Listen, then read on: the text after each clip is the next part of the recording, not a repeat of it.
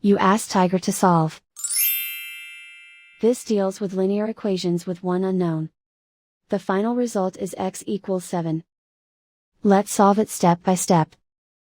Swap sides. Group all constants on the right side of the equation. Add 6 to both sides. Simplify the arithmetic.